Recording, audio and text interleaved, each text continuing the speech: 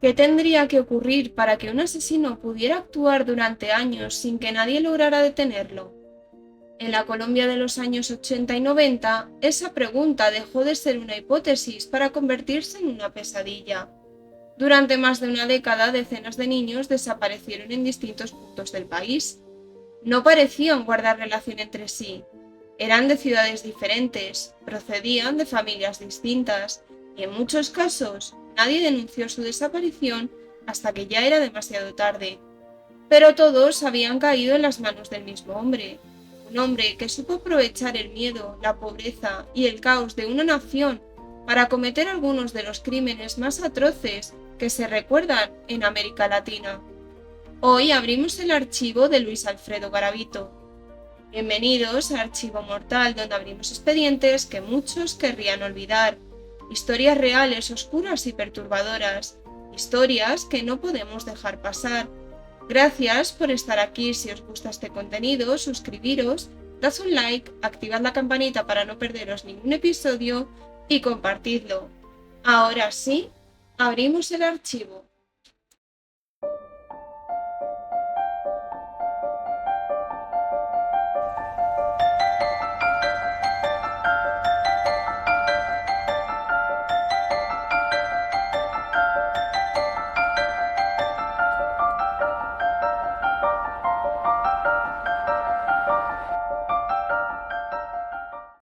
Luis Alfredo Garavito nació en el municipio de Génova, en el departamento de Quindío, en Colombia, el 25 de enero de 1957. Era el mayor de 7 hermanos del matrimonio formado por Rosa Delia Cubillos y Manuel Antonio Garavito.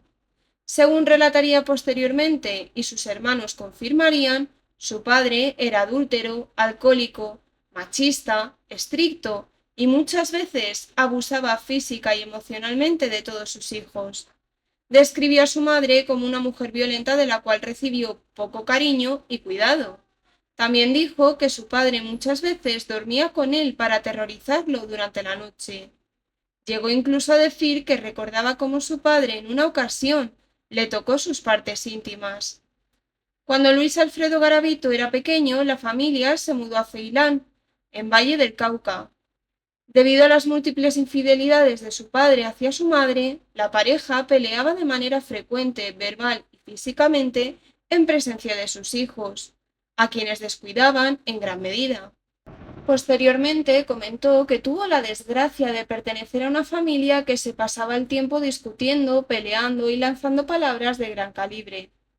Afirmó que con unos 6 o 7 años fue atado a un árbol y golpeado con un machete y ser víctima de otros abusos como ser agredido con un palo macizo durante horas. Algunos de estos episodios relató que ocurrían cuando su madre estaba embarazada y era el único de los hermanos que la defendía.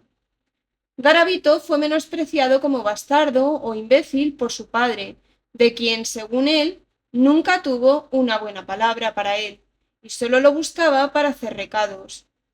En la escuela, en un principio era alegre, pero otros niños lo ridiculizaban e intimidaban. Lo apodaban Garabato, y acabó prefiriendo jugar solo en el recreo. Sus profesores notaron que sus deseos de aprender entraban en conflicto con su extrema frustración por su incapacidad para comprender las materias. Comenzó a reaccionar de manera violenta hacia sus compañeros que se burlaban de él, pero sus profesores decidieron no hacer nada.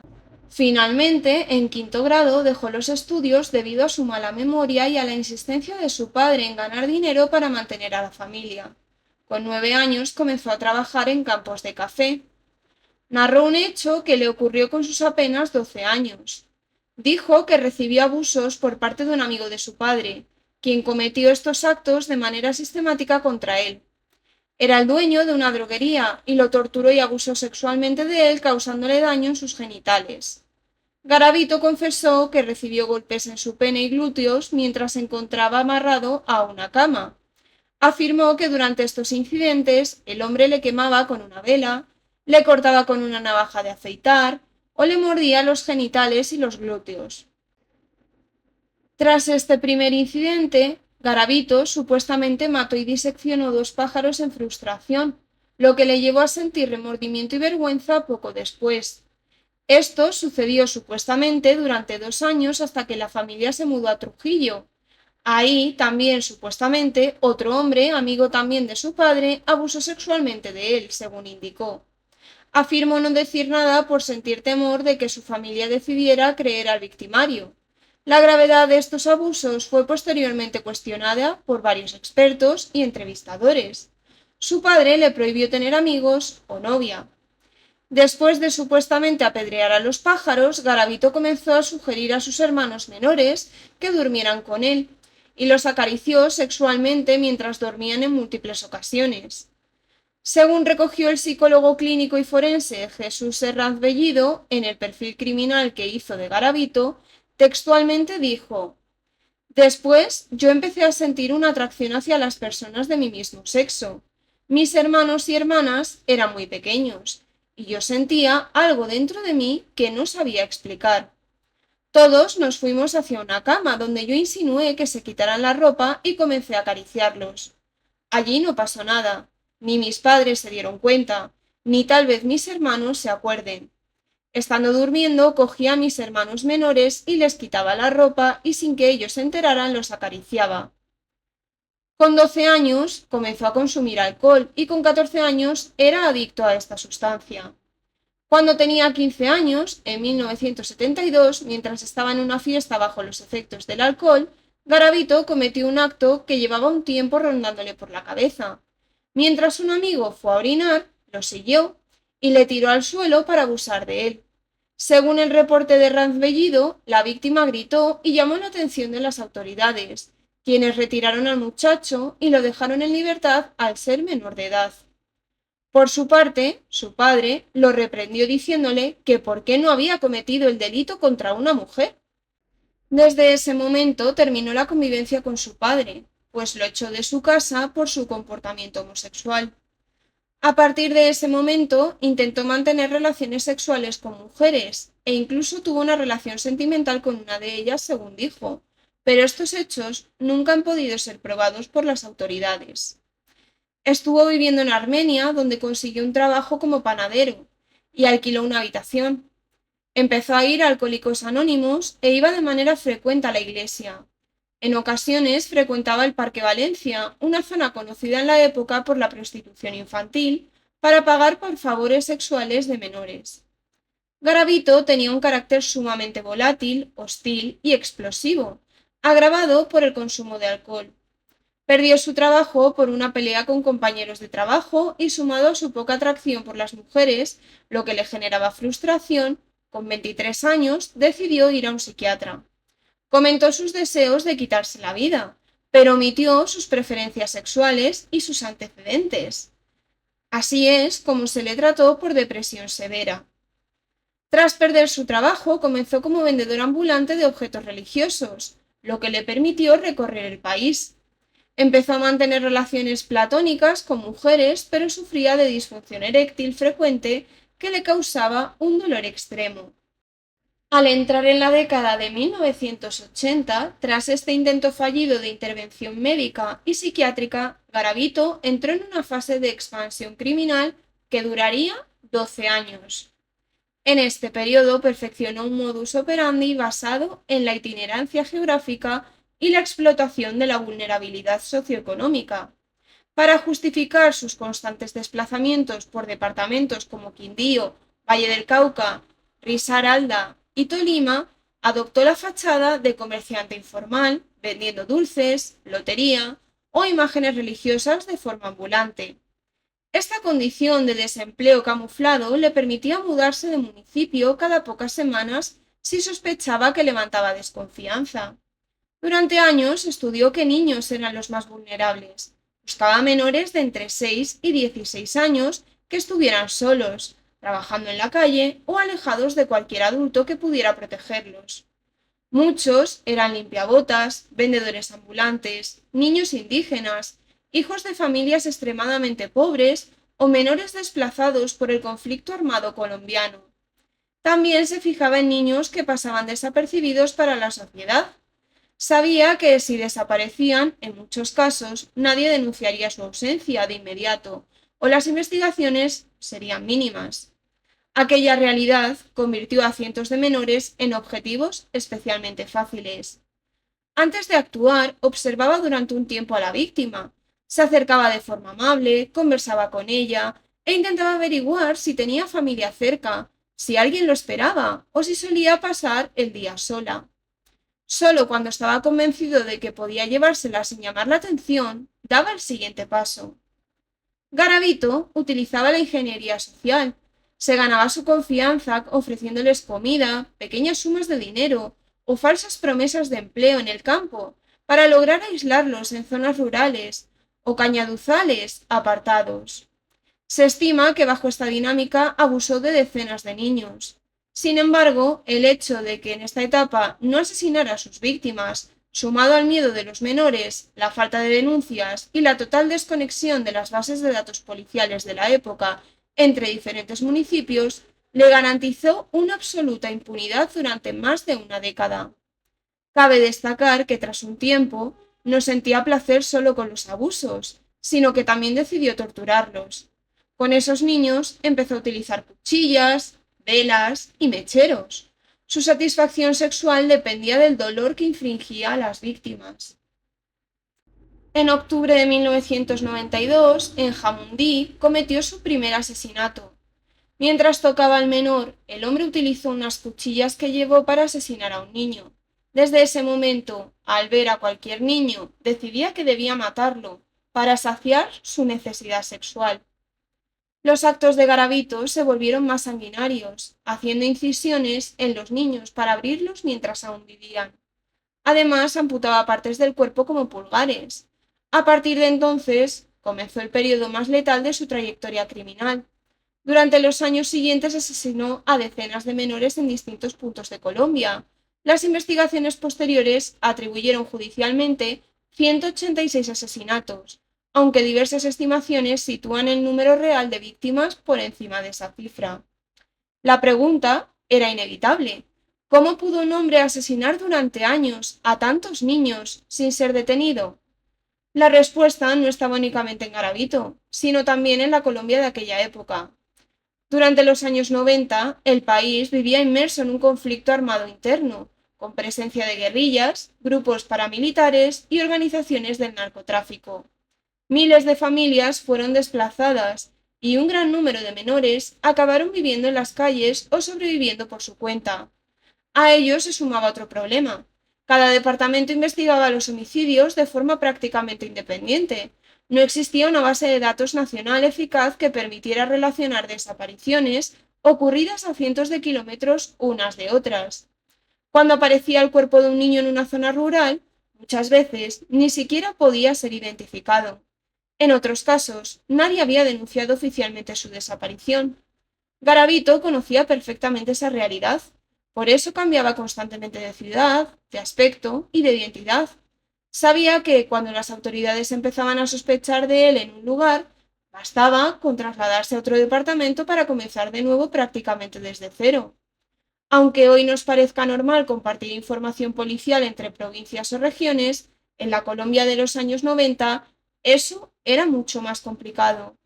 Las investigaciones dependían de distintas fiscalías locales y muchas seguían trabajando con expedientes físicos. Eso hacía muy difícil detectar que un mismo asesino estaba actuando en lugares separados por cientos de kilómetros. Garavito planeaba cada asalto y tortura, aunque él indicó que perpetró los asesinatos movidos por un impulso y que todo sucedía de repente, sin planificación. Sin embargo, esto no era cierto, pues para evitar ser descubierto cambiaba repetidamente de aspecto. Se disfrazaba de sacerdote, granjero, anciano, profesor. Después elegía a la víctima perfecta. Se acercaba al menor que le interesaba, le ofrecía comida, dinero, regalos, y una vez que captaba su atención y se ganaba su atención, les invitaba a dar un paseo para cansarlos, mientras él se bebía una botella de brandy. Cuando estaba lo suficiente ebrio, los arrastraba hasta un lugar apartado e iniciaba una tanda de torturas. Según los informes forenses, los cadáveres encontrados presentaban signos de sufrimiento extremo.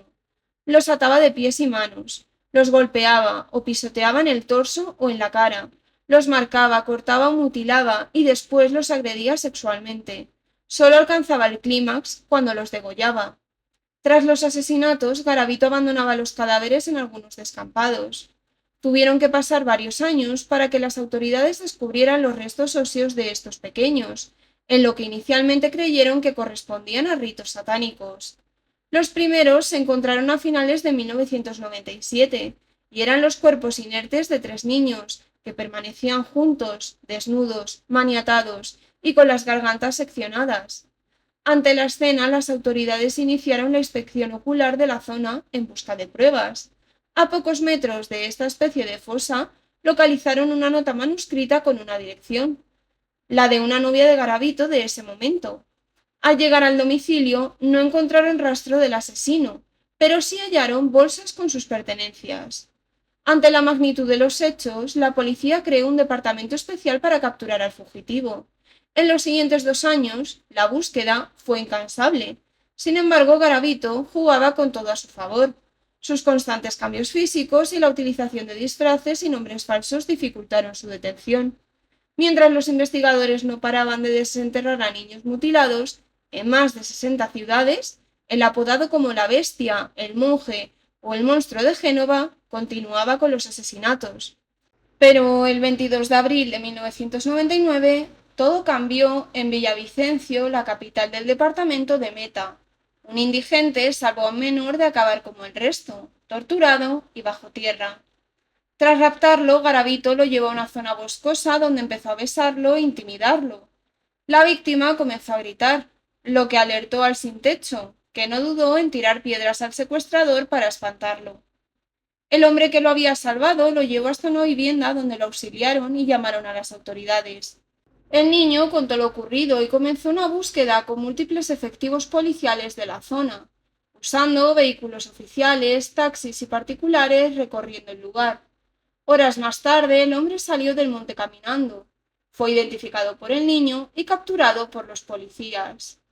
Se le llevó a la comisaría más próxima, donde manifestó llamarse Bonifacio Morera Lizcano, un vendedor ambulante de la zona. Con ese nombre se inició la investigación penal sobre la presunta tentativa de acceso carnal sobre el menor. Tras su arresto, la Corte Suprema de Justicia de Colombia negó la petición de extradición por parte de la justicia en Ecuador, que solicitaba la presencia del asesino para que respondiera por la muerte de 4 menores en 1998. En junio de ese mismo año, el equipo interdisciplinario del CTI, el Cuerpo Técnico de Investigación Criminal y Judicial de la Fiscalía, conformado por miembros de esta institución provenientes de 9 departamentos, evaluaron los casos y establecieron que el sospechoso se trataba en realidad de Luis Alfredo Garavito. El 28 de octubre de 1999, la fiscal Lili Naranjo y el investigador Aldemar Durán interrogaron a Garavito durante 8 o 9 horas, donde acabó confesando los homicidios sobre los que se le habían preguntado. Lo que ocurrió durante los meses siguientes dejó completamente desconcertados a los investigadores. Garavito no solo confesó varios asesinatos, empezó a describir con precisión lugares, caminos rurales, montes y cañaduzales repartidos por distintos departamentos de Colombia. Los agentes decidieron comprobar si decía la verdad, y una y otra vez, cuando llegaban a los lugares que él señalaba, encontraban restos humanos. En ocasiones indicaba referencias tan concretas como un árbol, una roca o un sendero concreto desde el que habría que caminar varios metros hasta localizar el cuerpo. Aquellas diligencias permitieron recuperar decenas de víctimas que hasta entonces permanecían desaparecidas y también confirmar que el alcance real de sus crímenes era mucho mayor de lo que inicialmente habían imaginado los investigadores. Sin embargo, incluso tras cientos de horas de declaraciones, muchas preguntas quedaron sin respuesta. Algunos investigadores creen que Garavito jamás llegó a confesar todos los asesinatos que cometió y que el número real de víctimas podría ser superior al acreditado judicialmente. Debido a las pruebas recogidas por la Fiscalía y a su posterior confesión, se estableció que Garavito fue responsable hasta la fecha de 186 niños y el abuso sexual de 200. Luis Alfredo Garavito fue condenado a 1.853 años de prisión, pero en cumplimiento de la ley colombiana finalmente se confirmó que la pena que debía cumplir era de 40 años, tiempo máximo permitido por la justicia en ese entonces. En 2006, Garavito concedió una entrevista al presentador Guillermo Prieto, La Rota, Pirri, para el programa Especialidades Pirri, en el que negó haber agredido sexualmente a sus víctimas y aseguraba haber cometido los crímenes por supuestas órdenes del diablo, y aseguraba su rehabilitación tras convertirse en miembro de la Iglesia Pentecostal Unida de Colombia, de la cual se hizo bautizar en agosto de 2003. Evidenciaba igualmente los esfuerzos que había hecho por salir libre cuanto antes e incluso aspirar algún día a tener un curul en el Congreso de la República. Según un estudio realizado por unos estudiantes de la Universidad Pontificia Bolivariana, Luis Alfredo Garavito poseía un trastorno antisocial de la personalidad, cuyos principales síntomas detectados a Garavito eran ausencia de miedo, ausencia de empatía en las relaciones interpersonales, ausencia de remordimiento, egocentrismo, narcisismo, impulsividad, psicopatía, sociopatía o megalomanía, entre otros. En 2006 recibió una reducción de la condena por informar la ubicación de algunos de los cuerpos de los menores asesinados. Por esto recibió tan solo 24 años de prisión, los cuales acabarían en 2025. En 2021, el director de la Penitenciaría de Máxima y Mediana Seguridad de Valledupar, César Fernández Caraballo, firmó una carta en la que afirmaba que Garavito podría salir en libertad condicional tras cumplir las 3/5 partes de su condena, lo que generó una gran polémica en el país. A pesar de las solicitudes y los cálculos matemáticos de las rebajas de pena, Garavito jamás salió de la prisión. Hubo dos barreras insalvables para él. La primera, la reparación a las víctimas. La ley colombiana exige que para gozar la libertad condicional el preso debe haber reparado económicamente a las víctimas o demostrar insolvencia económica absoluta. Garavito nunca pagó las indemnizaciones ordenadas por los jueces. Por este y otros argumentos de seguridad pública, los jueces siempre le negaron la libertad condicional. Y también las nuevas imputaciones. Cada vez que Garavito estaba cerca de cumplir una pena, la Fiscalía General de la Nación le imputaba nuevos cargos por crímenes antiguos que aún no habían sido juzgados, lo que reiniciaba o sumaba nuevos tiempos de reclusión, impidiendo administrativamente que cruzara la puerta de la cárcel. Finalmente, todo el debate sobre su posible salida en 2025 quedó cerrado. Luis Alfredo Garavito falleció el 12 de octubre de 2023 a los 66 años de edad en una clínica de Valledupar, mientras seguía recluido bajo estricta vigilancia en la cárcel La Tramacúa, debido a complicaciones de salud derivadas de la leucemia y un cáncer de ojo que padecía. Luis Alfredo Garavito murió en prisión el 12 de octubre de 2023 sin volver a recuperar la libertad. Sin embargo, su fallecimiento no puso fin al dolor que dejó tras de sí. Detrás de las cifras hay cientos de familias que perdieron a sus hijos, y una generación marcada por unos crímenes que evidenciaron las profundas carencias de un país golpeado por la violencia, la pobreza y el abandono institucional. Muchos de aquellos menores ni siquiera pudieron ser identificados durante años. Este caso no solo habla de uno de los mayores asesinos en serie de la historia, también nos recuerda qué ocurre cuando los más vulnerables quedan completamente desprotegidos y cómo en ocasiones el silencio y la indiferencia pueden convertirse en los mejores aliados de un depredador. Si este caso te ha impactado, te invito a seguir el canal, compartir este episodio y dejar tu opinión, siempre desde el respeto, por supuesto. Me ayuda muchísimo a seguir investigando y dándole voz a otras historias. Nos escuchamos muy pronto con el siguiente caso.